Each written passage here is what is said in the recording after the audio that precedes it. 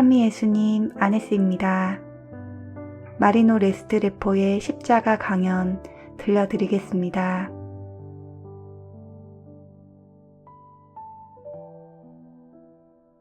저는 저의 체험을 통해 천국, 지옥, 연옥을 체험하였으며 그것을 증거하기 위한 삶을 살고 있습니다.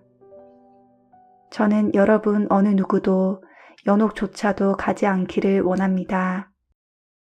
그곳에서 영원히 겪을 일은 끔찍함 그 이상이기 때문입니다. 연옥과 지옥은 감옥에 비유할 수 있습니다. 연옥과 지옥의 차이점은 한 곳은 일시적으로 머무는 곳이고 또 하나는 영원히 머무는 곳이라는 것입니다. 많은 사람들이 자신이 연옥에 갈 것이라고 생각합니다. 마치 천국을 목표로 하는 것이 아니라 연옥을 목표로 사는 것 같이 말입니다. 여러분은 제가 체험한 것을 믿지 못할 수도 있지만 그것은 상상을 초월하는 것입니다.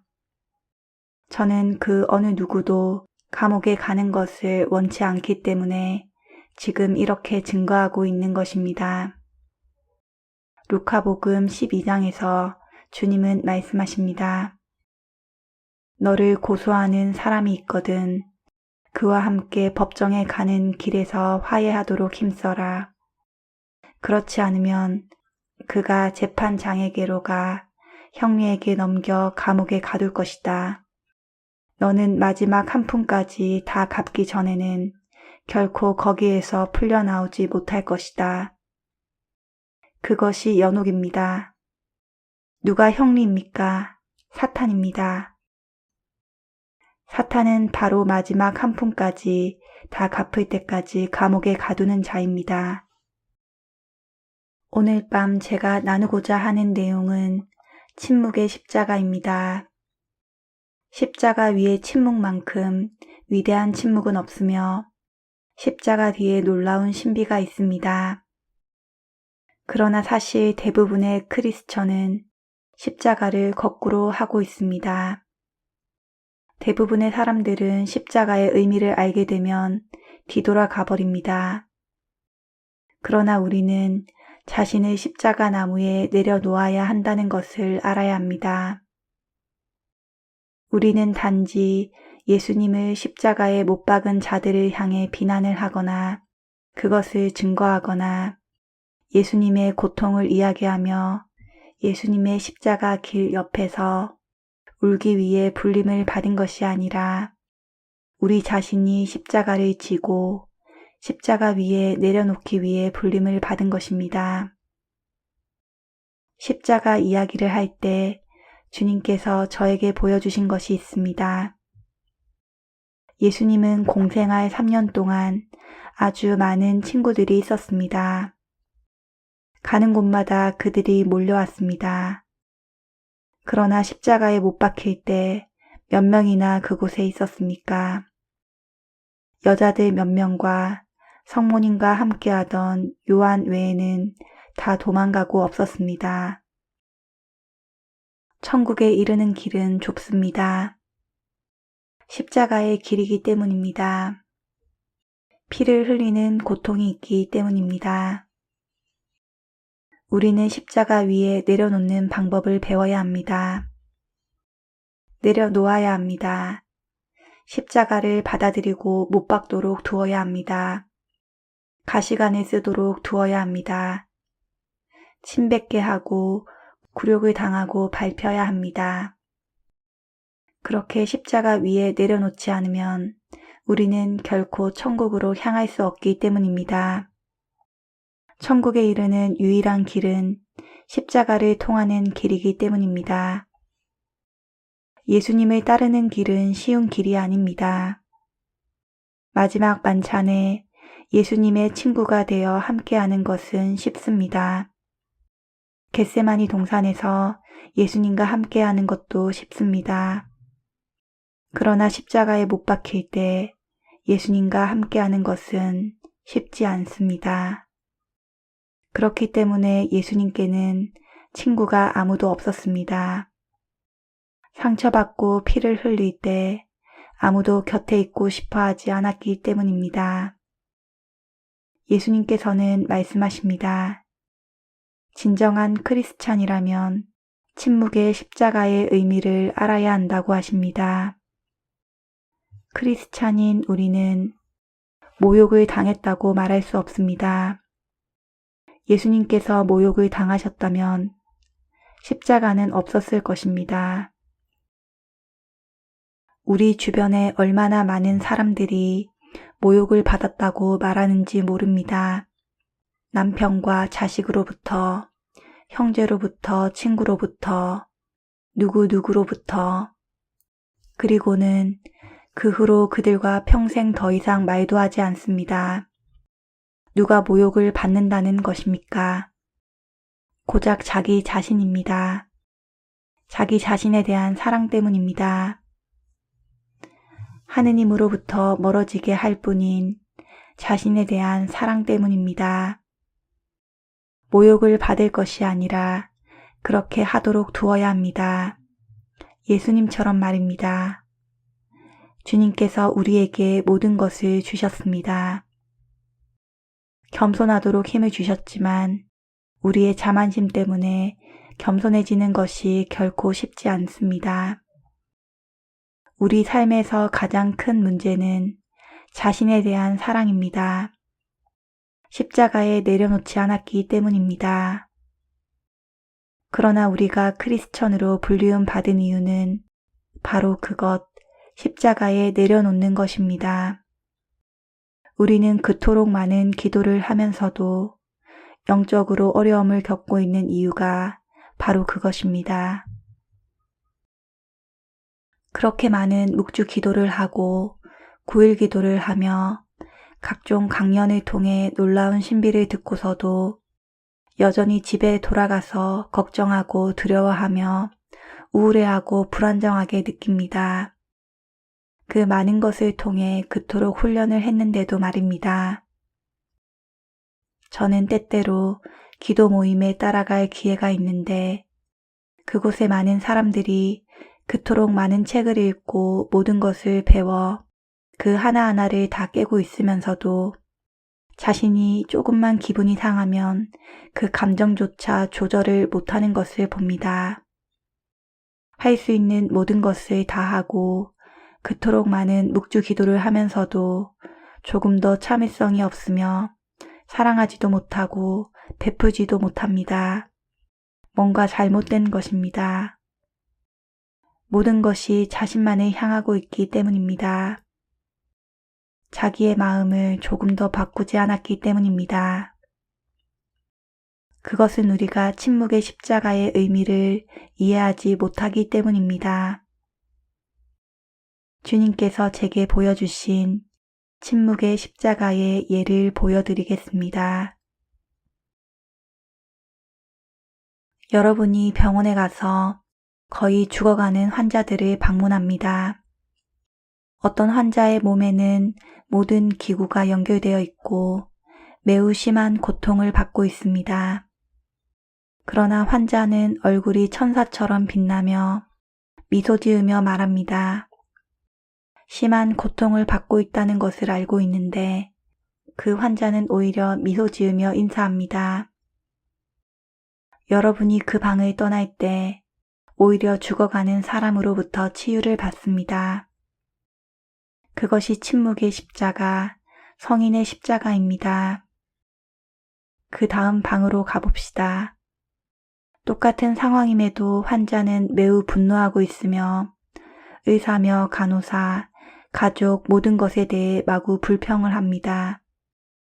게다가 자신이 겪고 있는 온갖 고통을 자세히 설명합니다. 그 방을 떠날 때 여러분은 그 환자보다도 더 상태가 안 좋아집니다.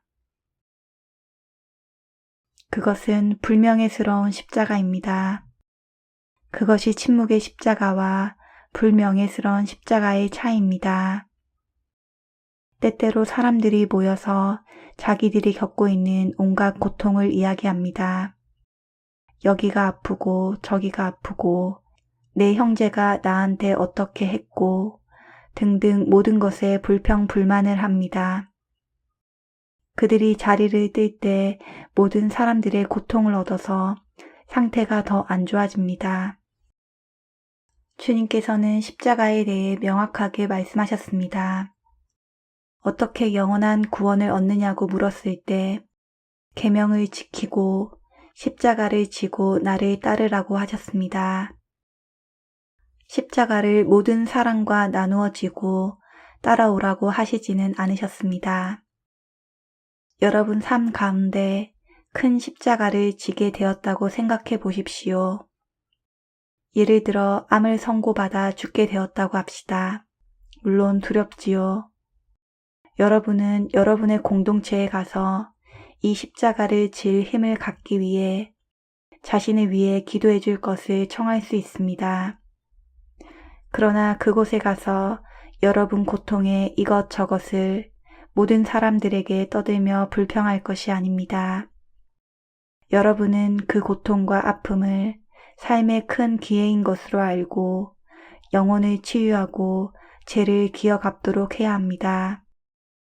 고통은 구원의 이름이며 진정한 고통은 우리를 치유하기 때문입니다. 이 말은 세상의 과학과는 완전히 반대로 들릴 것입니다. 세상은 반대로 말합니다. 여러분이 심리학자에게 가서 고통이 치유라고 말하면 그들은 여러분을 당장 입원시킬 것입니다. 세상은 우리가 고통 없이 행복해야 한다고 말합니다. TV에서 가장 인기 있는 광고는 진통제일 겁니다. 아무도 고통을 원치 않습니다. 지구상에서 가장 잘 되는 장사는 고통을 없애주는 것들입니다. 여러분이 이해하지 못하는 것이 있습니다. 우리의 경미한 두통도 연옥 영혼을 위해 봉헌할 수 있으며 우리 그토록 많은 죄를 기어 갚을 수 있습니다. 우리의 작은 고통도 그렇게 할 수 있는 것입니다. 우리들의 영혼에 너무도 좋은 것이 많이 있지만 그 모든 것이 세상의 가르침과는 정반대임을 알아야 합니다. 십자가의 가르침은 여러분이 세상에서 배운 모든 것과는 정반대입니다. 그것은 인류가 찾고 있는 것과는 완전히 반대입니다. 고통에 관한 것이기 때문입니다. 어떤 사람이 자신의 어머니에 대해 불평불만을 하며 자신이 따라다니며 못살게 군다고 말할 때 우리가 주님에게 봉헌하십시오 하고 말하면 그는 여러분을 미워하겠지요. 그들은 여러분이 함께 동조하며 맞아, 너희 엄마는 엉망이야 라고 말하는 것을 원하겠지요. 그러나 사실 우리는 그 어려움을 받아들여야 합니다. 진정한 크리스찬은 그것을 받아들여 그것이 우리의 구원이 되고 우리를 정화시키도록 해야 합니다.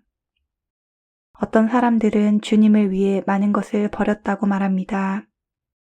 사제, 수도자, 종교인들이 가족과 모든 것을 버리고 수도원으로 들어가면 사람들이 어떻게 그럴 수 있었냐며 감탄합니다. 그러나 그 중에 자신을 포기하지 않은 사람이 있습니다.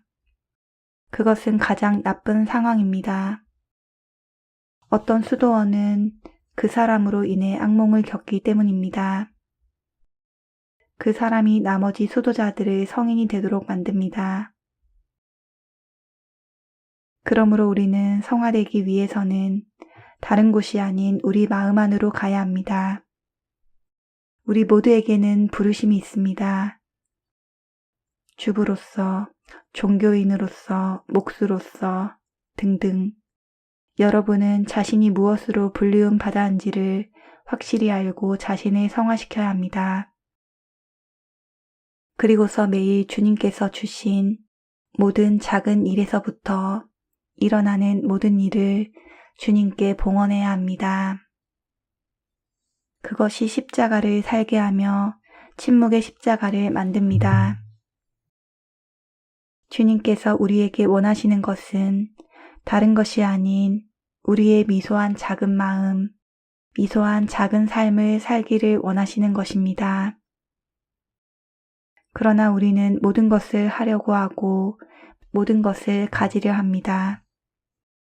사람들에게 이 굶주려 가는 사람들을 어떻게 하지? 이 세상을 어쩌면 좋아? 하고 말합니다. 그러나 전 세상이 문제가 아니라 바로 자신이 문제임을 알아야 합니다. 주님께서 여러분에게 주신 작은 세상, 자신의 일을 돌보십시오. 성당에 가면 5명의 자녀가 있는 어머니가 하루 18시간 하루 종일 성당에서 살다시피 합니다.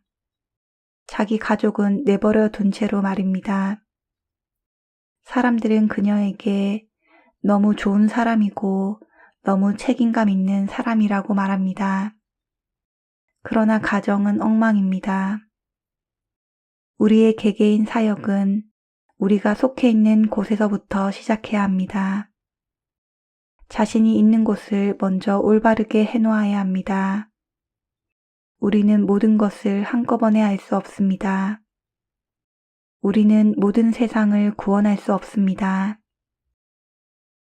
여러분이 저처럼 주님의 현존 앞에 나아가게 되면 주님께서는 여러분에게 온 세상이 어떻게 되었느냐 하고 묻지 않으시고 여러분의 작은 마음, 작은 삶이 어떻게 되었냐고 물으실 것입니다. 미소한 우리 자신에 대해 물으실 것입니다. 우리가 잊고 있는 것이 있습니다.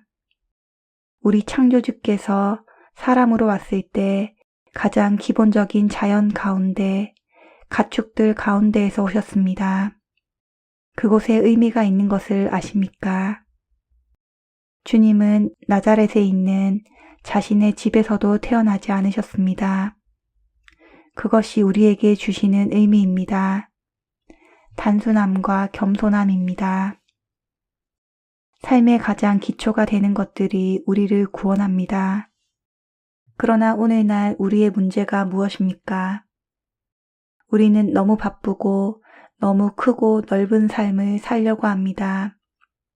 사람들이 뉴스를 보면 7시 뉴스로도 충분치 않아서 8시 뉴스, 9시, 11시, 그리고 나서 전화로 사람들과 또 그 이야기를 합니다.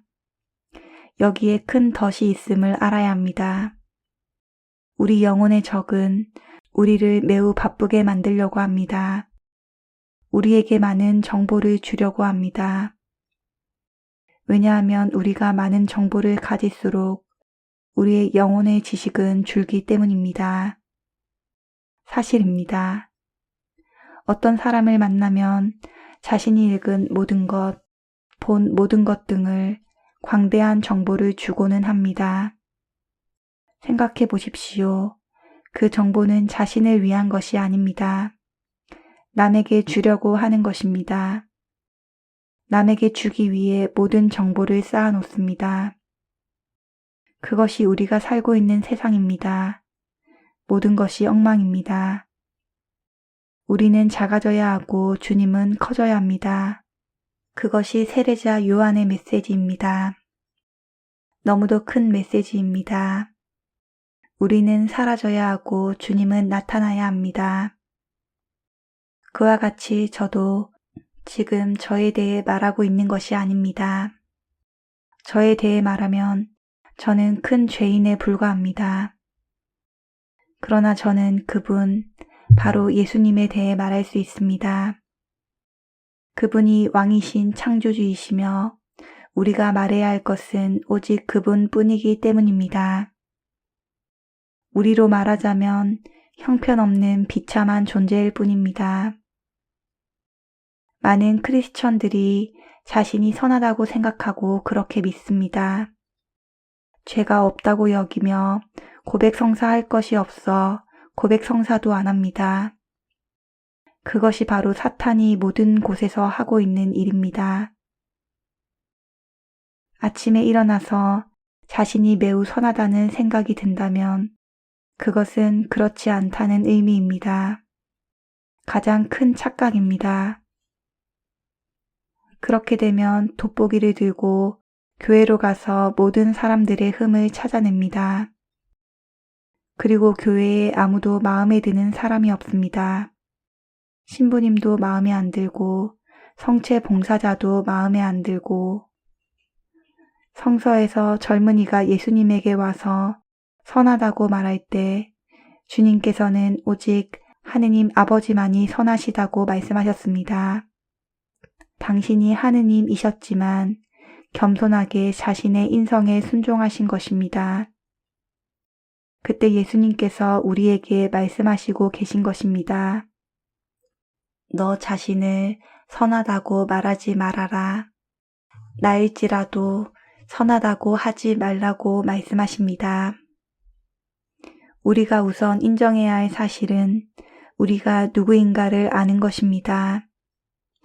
우리는 비참한 죄인일 뿐입니다. 우리의 모든 좋은 것은 하느님으로부터 오는 것이기 때문입니다. 우리는 우리의 원죄로 인해 호기심을 가지는 경향을 갖고 있습니다. 그것이 가장 큰 문제입니다. 이불을 생각해 보십시오. 호기심으로 인해 사탄으로부터 모든 정보를 받습니다. 그렇기 때문에 우리는 이런저런 타로점 등등 점을 봅니다. 호기심으로 인해 정보를 얻기 위해서입니다. 그것이 원죄의 결과입니다. 우리는 TV를 통해서도 모든 것을 자세히 알고 싶어 합니다. 우리가 살고 있는 삶은 장난이 아닙니다. 우리는 깨어서 영원한 삶은 죽은 후부터가 아니라는 것을 이해해야 합니다. 그것이 사탄이 우리에게 놓은 가장 큰 함정이기 때문입니다. 오늘날 사탄은 우리에게 우리가 두 개의 다른 삶을 살고 있다고 믿게 만듭니다. 육체를 가진 삶과 육체가 없는 삶, 그리고 우리로 하여금 보지 못하고 만지지 못하므로 그럴지도 모른다고 생각하게 합니다. 그러나 그것은 가장 큰 거짓입니다. 두 가지 삶, 그런 것은 없습니다. 진실은 우리가 어머니 모태에서 생겨난 그 순간부터 우리의 영원한 삶의 여정이 시작되었습니다. 우리는 단지 지금은 육체를 입고 있을 뿐이고 그 육체를 벗게 된다는 것뿐입니다. 여러분이 아주 큰 영적 훈련을 하고 싶습니까? 그렇다면 성체 앞에 앉으십시오. 그리고 영혼에 대해 묵상하십시오. 그러면 영혼에 대해서 달리 생각하게 될 것입니다. 영혼을 낭비하는 것은 우리가 상상하는 것 이상입니다. 그것을 생각해 보셔야 합니다. 우리 삶의 마지막에 영혼을 낭비한 것에 놀라게 될 것입니다. 그것은 끔찍한 일입니다. 지금 우리는 모두 영혼 안에 서 있는 것입니다. 우리가 하는 모든 것은 우리의 영원한 삶에 반영이 되는 것입니다. 두 가지 다른 삶은 없습니다. 하나의 삶이며 그것은 이미 시작되었습니다. 이때 의문이 있습니다. 어떤 삶을 우리는 살고 있는 것일까요? 빛으로 가든지 어둠으로 가는 것입니다. 우리는 우리 자신이 그리스도의 일부라고 생각하기 쉽습니다. 그러나 성서에서 보면 사람들이 문 밖에서 주님께 우리가 당신 이름으로 병자를 고치고 이것저것을 했음을 기억해 달라고 말합니다. 그러나 주님께서는 악을 행하는 자들을 알지 못한다고 말씀하십니다. 교회에는 그러한 사람들이 많이 있습니다. 그들은 교회 안에서 많은 일들을 하지만 하느님에 속해 있지 않습니다. 그들은 자신들의 일을 주님을 위해 하지 않았고 자기를 위해서 했기 때문입니다. 세상에는 스스로 종교적이며 영적이고 신심이 있다고 가장하는 많은 사람들이 있습니다. 우리는 바리사이파가 되어서는 안 되며 겸손해야 합니다. 우리는 단순함과 가장 기본적인 것으로 불림을 받았습니다. 우리의 비참함을 알고 우리가 가야 할 길은 멀고 해야 할 일이 많다는 것을 이해해야 합니다. 이 말은 사람들로부터 희망을 앗아가기 위해서 하는 말이 아닙니다. 그것은 현실입니다. 하느님의 자비는 너무도 크시기에 주께서 우리에게 오셔서 모든 정보를 자르고 다져 우리가 소화할 수 있도록 하셨습니다. 다른 방법으로는 우리가 이해하지 못하기 때문입니다. 우리는 우리 자신에게 물어야 합니다. 내가 무엇을 하고 있는 건가? 내가 올바른 이유로 여기에 있는가? 내 삶이 어떻게 될지 두려워서 이러는 건가? 혹시 다른 것일지도 몰라서인가?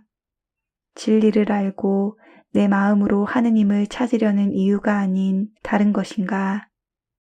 나는 왜 묵주기도를 하고 미사를 보며 고백성사를 하는가?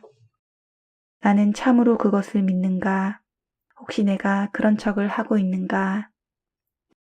그렇지 않으면 잘못될까봐 두려워서 우리가 그것에 진지해지지 않으면 우리는 삶을 낭비하고 있는 것입니다.